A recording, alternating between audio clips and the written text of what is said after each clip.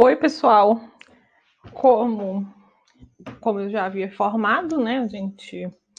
Por problemas técnicos, não tivemos aula, então vamos à aula gravada, mas a partir da semana que vem a gente vai ter encontros online pelo Meet, tá?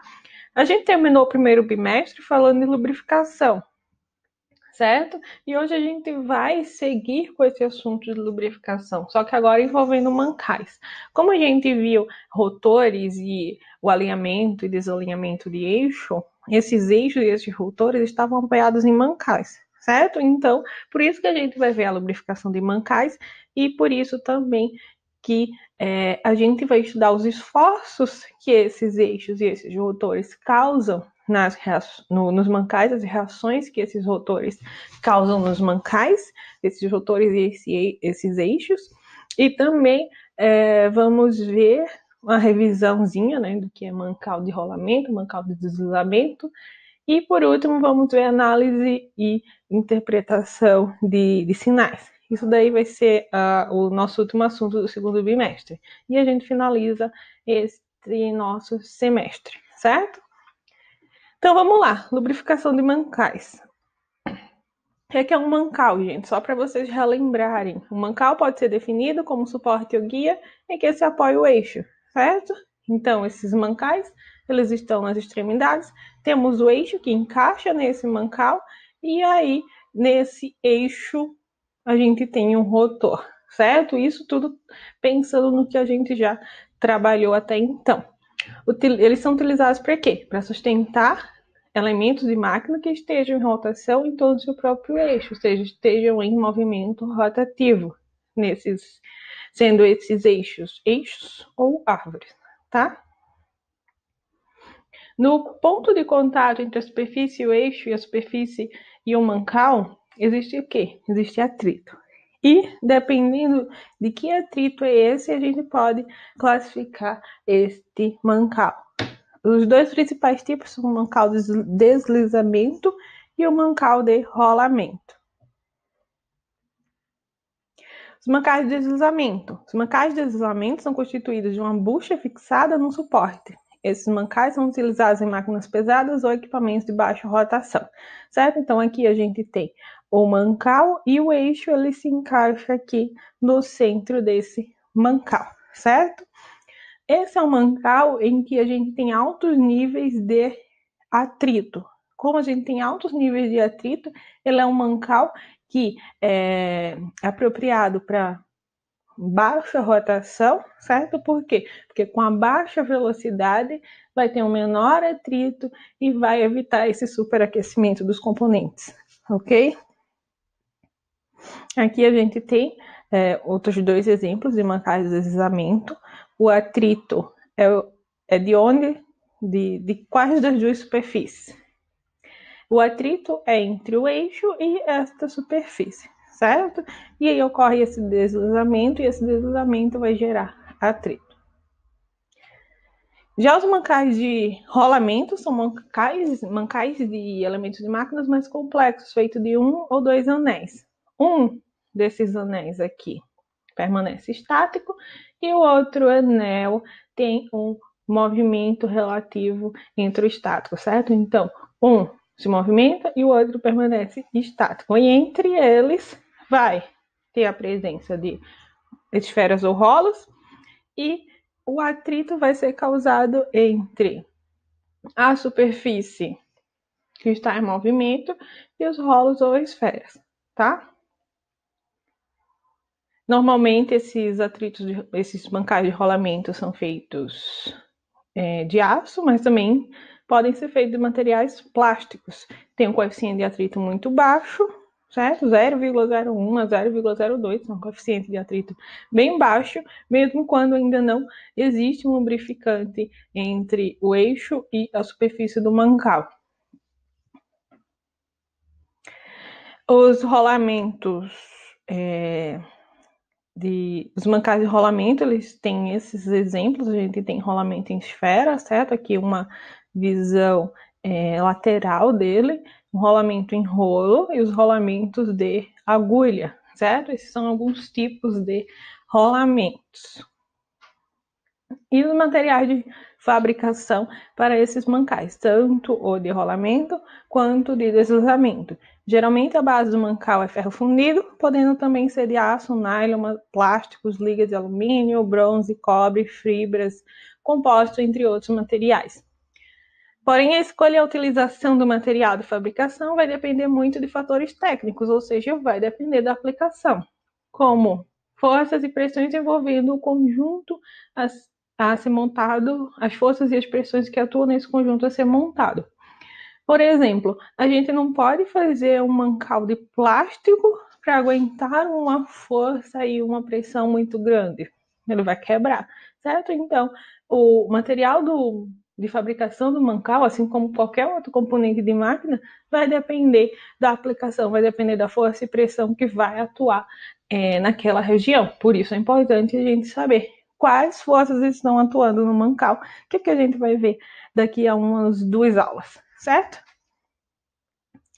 Esses materiais para os mancais, eles precisam ter baixo módulo de elasticidade, baixa resistência ao cisalhamento, soldabilidade ao aço, baixa soldabilidade ao aço. Por quê? Porque se eles tiverem alta soldabilidade, como aqueles materiais, eles entram em contato e se aquecem, acontece de um soldar no outro, certo? Então, eles têm que ter uma baixa soldabilidade.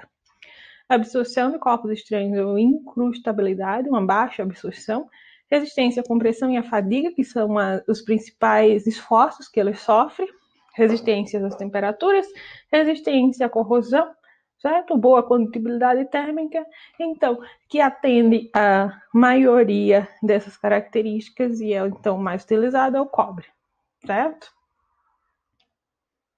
Aplicações, onde que a gente usa o mancal? A gente usa o mancal em máquinas rotativas. Onde? Bombas e compressores alternativos, motores marítimos, motores a gás e a óleo, motores de automóveis e aviões, trens de laminação, mancais de vagões ferroviários. Esse mancal do vagão ferroviário é de ferro fundido, que tem que ser um mancal bem forte para aguentar, que é uma pressão, uma carga muito grande, e de turbina a vapor, que já é de um material, de uma liga mais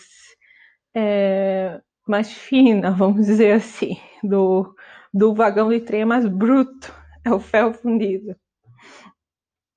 Na construção de mancais de deslizamento, o projeto deverá levar em conta, além das funções próprias desse elemento, o meio ambiente, certo? Então, além de levar levar em conta a aplicação, os esforços, as pressões que vai sofrer, tem que levar também em conta o ambiente. Por quê? Porque nesses ambientes que os mancais vão trabalhar, eles são ambientes cheios de poeira e outros resíduos ou impurezas, ok? Então, ainda falando de mancais de deslizamento, a gente tem as vantagens e as desvantagens dele. Vantagem, ele tem uma boa capacidade de amortecimento, vibração e choque, construção simples e fácil instalação, eles são mais baratos e suportam altas pressões, certo? São mancais mais baratos, ao contrário dos mancais de rolamento, são mancais mais simples, mais baratos e mais econômicos. Porém, ele tem um maior atrito, certo? Como eu tenho um maior atrito, eu preciso de mais o quê? De mais lubrificante para vencer esse atrito. E vai exigir maiores cuidados com a lubrificação, a circulação do lubrificante e a manutenção, certo? Porque tem que ter alguém especializado que verifique constantemente como que está a lubrificação daquele mancal. E maior perda de torque devido ao atrito. E o último, perda de rendimento devido ao atrito, como eu já falei, certo? Existe uma estratégia para diminuir esse atrito, que é o uso de bucha. Essa bucha, a gente tem um mancal aqui, e é colocado uma bucha de um material mais macio, vamos dizer assim, certo? Como o cobre ou metais de ligas leves.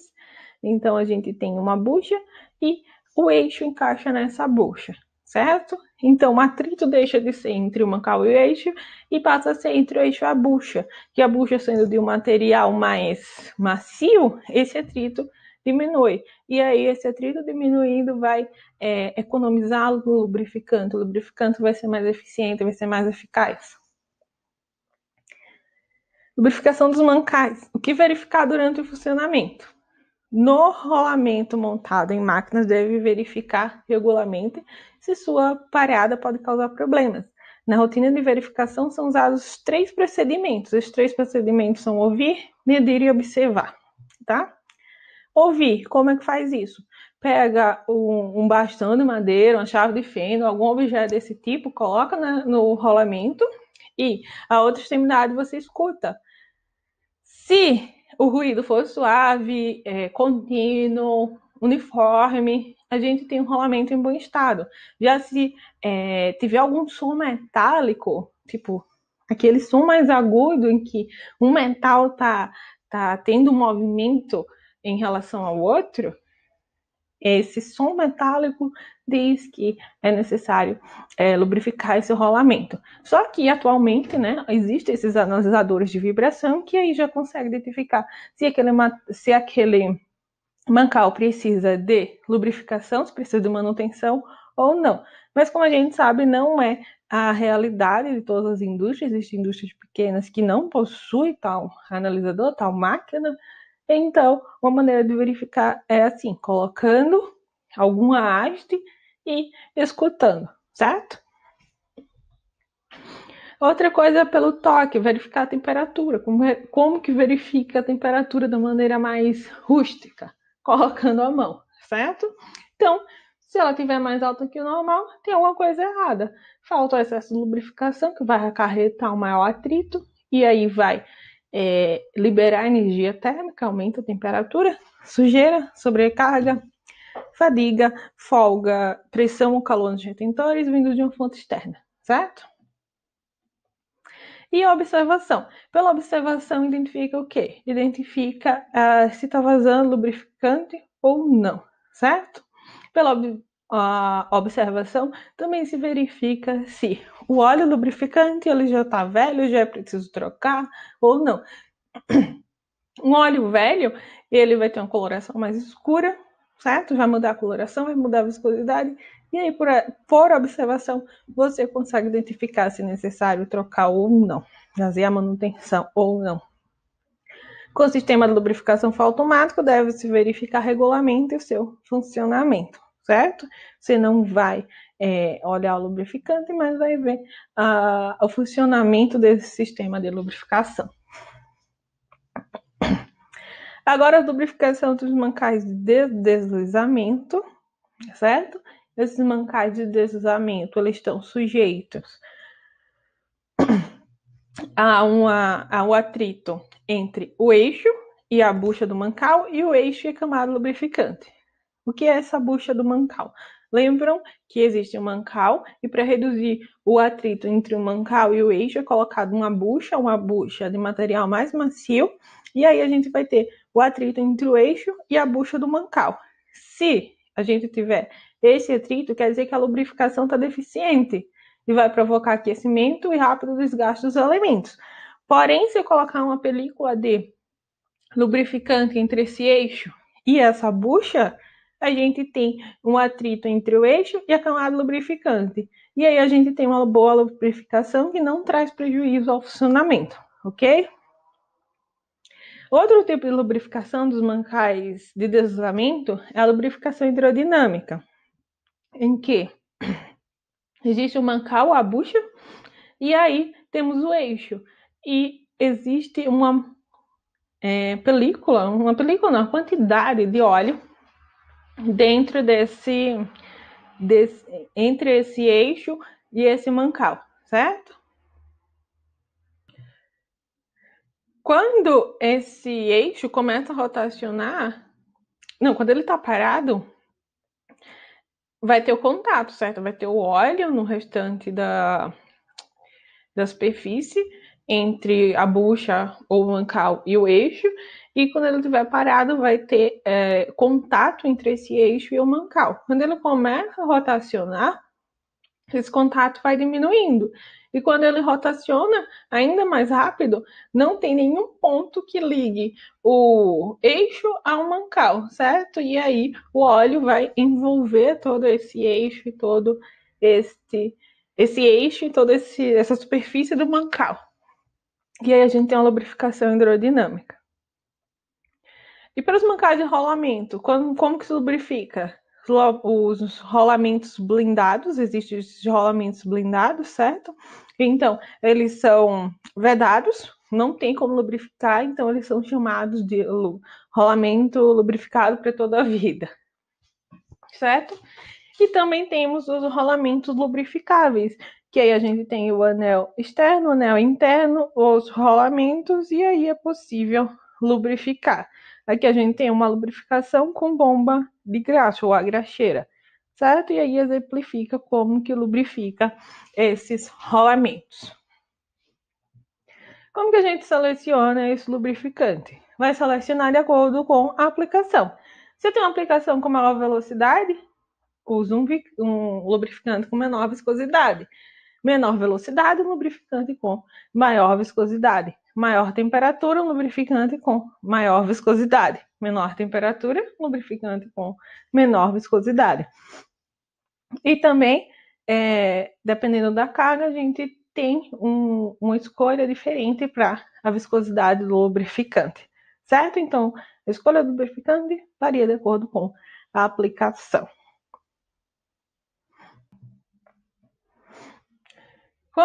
Quando que a gente vai utilizar a lubrificação com graxa? A lubrificação ela deve seguir as especificações do fabricante, da máquina ou do equipamento. Quando há essa lubrificação com graxa, preciso limpar toda a engraxadeira antes para colocar a graxa nova. Retira tudo, faz a limpeza, certo? E aí sim se coloca a nova graxa nos componentes, ok? Então, utilizou graxa, limpa todos os componentes para colocar esse novo lubrificante. E o óleo?